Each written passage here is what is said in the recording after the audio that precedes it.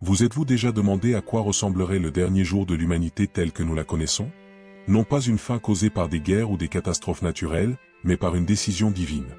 Un moment de silence qui s'empare soudain du monde entier, où personne ne peut se cacher, personne ne peut fuir, et où tout le monde, absolument tout le monde, doit faire face à quelque chose d'inévitable, le jugement dernier. Qui sera prêt lorsque ce jour arrivera, et que signifie réellement être jugé par Dieu? Ce sont des questions auxquelles on ne peut pas répondre à la hâte, mais avec un cœur attentif et des yeux ouverts sur ce qui a été promis il y a des milliers d'années. Selon les Écritures, ce jour ne sera pas un simple jalon sur le calendrier. Il marquera la séparation définitive entre ceux qui seront accueillis par Dieu et ceux qui devront faire face aux conséquences de leur choix. C'est le jour du jugement dernier, et rien, absolument rien, ne passera inaperçu aux yeux de celui qui voit tout. Les prophètes d'autrefois ont annoncé ce temps avec sérieux. Ils ne parlaient pas seulement pour effrayer, mais pour avertir. Leurs paroles résonnaient comme une urgence, non pas parce que le temps pressait, mais parce que la décision la plus importante de notre vie ne pouvait être reportée. En ce jour particulier, il y a aussi un autre événement extraordinaire, le retour de Jésus-Christ. Oui, celui qui a marché parmi nous dans les sandales et la miséricorde reviendra. Mais maintenant, il ne viendra pas en tant que serviteur, mais en tant que roi et juge. Il ne viendra pas pour guérir les malades ou multiplier les pains, mais pour accomplir ce qui a été proclamé depuis toujours. Évaluer chaque vie avec une justice implacable et un amour absolu. Rien ne restera caché. Les paroles non prononcées, les intentions cachées, les actes oubliés, tout sera mis en lumière. Ce sera un jour de révélation, où la célébrité, l'argent ou la position n'auront plus d'importance. Seul le cœur et les actes accomplis tout au long de la vie auront du poids. Cette promesse n'est pas une légende. Ce n'est pas une mythologie ou une invention religieuse. C'est une certitude biblique réaffirmée par les prophètes, réaffirmée par les apôtres et annoncée par Jésus lui-même. L'avenir décrit n'est pas une spéculation, c'est une prophétie. Et face à cette réalité, chacun devra affronter une vérité. Qu'ai-je fait du temps qui m'était imparti? Cette fois, il n'y aura pas de doute. Le retour de Jésus sera tout sauf discret. Il ne s'agira pas d'un événement caché dans les coulisses de l'histoire, mais d'un spectacle cosmique, visible et audible, marqué par des signes que personne ne pourra ignorer. L'Écriture décrit ce moment comme une manifestation pleine de majesté, accompagnée du son triomphal des trompettes. Il ne s'agira pas d'une mélodie ordinaire, mais d'un appel divin, audible d'un bout à l'autre de la terre. Le Fils de Dieu ne viendra plus comme un bébé dans une crèche, entouré d'animaux et d'humilité. Il apparaîtra comme roi céleste, avec une autorité absolue et une gloire incomparable. Sa présence déchirera les cieux comme un éclair dans une nuit sans nuages. Tous les regards, de tous les coins du monde, seront attirés par cet événement. Personne ne sera exclu, riche, pauvre, jeune, vieux, tous contempleront le retour du Sauveur. À ce moment-là, le ciel ne sera plus le même. Il s'ouvrira comme un rideau tiré par des mains invisibles, révélant quelque chose que les yeux des hommes n'ont jamais vu auparavant.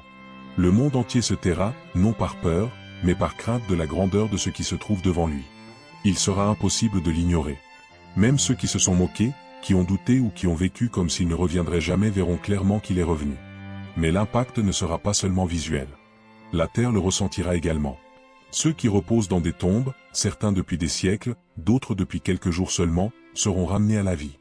Oui, la mort perdra son pouvoir à ce moment-là. Les ossements desséchés seront réarrangés, les corps seront ressuscités et les vies oubliées seront restaurées. Et les vivants? Ils n'échapperont pas à la rencontre.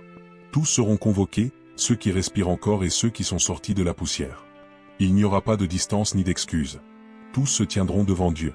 Ce sera une rencontre sans précédent, où toute l'histoire de l'humanité convergera en un seul instant.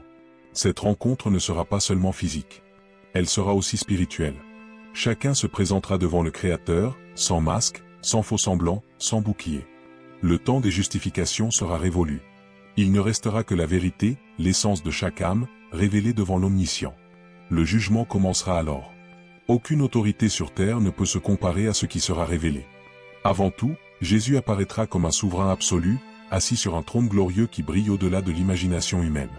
Il ne sera pas là en tant qu'ami, enseignant ou prédicateur, mais en tant que juge, avec des yeux qui percent les apparences et connaissent toutes les intentions.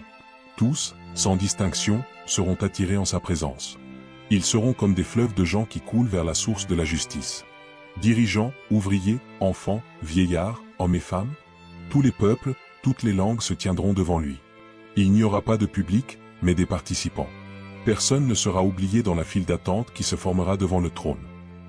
Et alors, ce qui semblait oublié sera mis en lumière. Les paroles prononcées en silence, les décisions cachées, les pensées qui n'ont jamais été révélées, tout sera exposé comme s'il s'agissait d'un enregistrement. Parce que c'est le cas. Rien n'aura échappé à la mémoire de Dieu. Les Écritures déclarent que les livres seront ouverts. Des registres détaillés de l'existence de chaque personne. Il y aura non seulement les actes publics, mais aussi les intentions du cœur. Il y aura un autre livre, séparé des autres. Non pas un cahier ordinaire, mais le livre de la vie, où seront inscrits les noms de ceux qui ont accepté l'appel du Christ et qui ont vécu avec le désir sincère de plaire au Père. Ce livre n'enregistre pas la perfection. Il reflète l'abandon, la transformation, le repentir.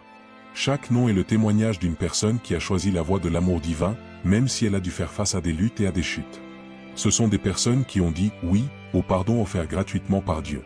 Le critère ne sera pas seulement ce qui a été fait, mais aussi pourquoi cela a été fait. La motivation derrière les actions sera analysée. Ceux qui ont embrassé la vérité et vécu selon la lumière reçue seront accueillis avec joie. Ceux qui ont rejeté l'amour qui leur était offert, même s'ils ont fait de bonnes œuvres, devront faire face au poids de leurs propres décisions. Les œuvres ne sauvent pas. Cette scène ne sera pas celle des cris et de la confusion, mais celle de la révélation. Chacun comprendra clairement la raison de sa condamnation. Il n'y aura ni doute ni question. Tout sera juste, et la justice sera si pure que même les condamnés reconnaîtront leurs fautes. Ce temps ne sera pas léger. Il y aura des larmes, des cœurs serrés et des reconnaissances tardives. La réalité du procès a aussi un poids profond, car elle met en lumière la gravité de chaque décision, de chaque choix, de chaque pas. Pour beaucoup, ce sera un jour de tristesse, non pas parce qu'ils ont été surpris, mais parce qu'ils ont ignoré les signes, fermé leurs oreilles, fait taire leur conscience. Ce jour-là, il n'y aura pas d'injustice. Aucun mal ne restera impuni. Les petites et grandes blessures infligées au monde, mensonges, trahison, violence, abus et égoïsme, ne seront pas balayées sous le tapis. Elles seront affrontées de front. Toutes seront traitées équitablement, sans favoritisme, sans distorsion. La balance sera entre les mains d'un juge qui ne se trompe jamais. Mais, en même temps, ce ne sera pas seulement une période de souffrance. Pour beaucoup, ce sera le début d'une véritable joie. Car, enfin, ce qui était mal placé sera remis à sa place. Les larmes de ceux qui ont été lésés seront essuyées. Ceux qui ont été fidèles dans le silence seront reconnus. Les promesses de Dieu, souvent discréditées par les hommes, s'accompliront avec justesse. Ce qui semblait désordonné dans le monde aura un sens. La bonté de Dieu, jusqu'alors remise en cause par beaucoup face au chaos humain, se révélera comme le fondement de toute chose. La justice, qui semblait lointaine, deviendra présente. Et l'amour de celui qui gouverne l'univers sera la force qui séparera le bien du mal avec une parfaite sagesse.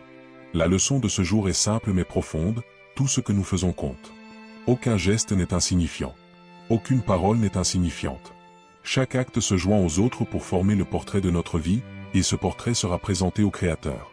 Ainsi, réfléchir aujourd'hui à ce que nous choisissons de faire, à la manière dont nous traitons les autres, à notre approche de la vérité et du pardon, peut changer complètement ce que nous vivrons ce jour-là. Le jugement dernier n'est pas seulement un avertissement, c'est une invitation à la transformation. En fin de compte, le jugement dernier n'est pas seulement une séparation ou une conséquence. Il nous rappelle qu'il est important de vivre avec sincérité, d'agir avec bonté même lorsque personne ne nous regarde, de pardonner et de rechercher ce qui est juste même lorsque nous commettons des erreurs. La vie n'est pas une suite aléatoire d'événements, elle a un but, et chaque attitude laisse des traces éternelles. Cette histoire est avant tout une histoire d'espoir. Elle parle de ce que Dieu a promis depuis le début, un nouveau départ. Un monde renouvelé où il n'y aura ni douleur, ni larmes, ni injustice.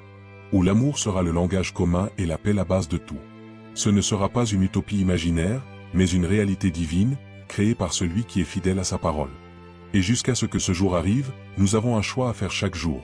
Vivre comme si tout cela n'était qu'un conte de fées, ou vivre comme si c'était une certitude. Car c'est le cas.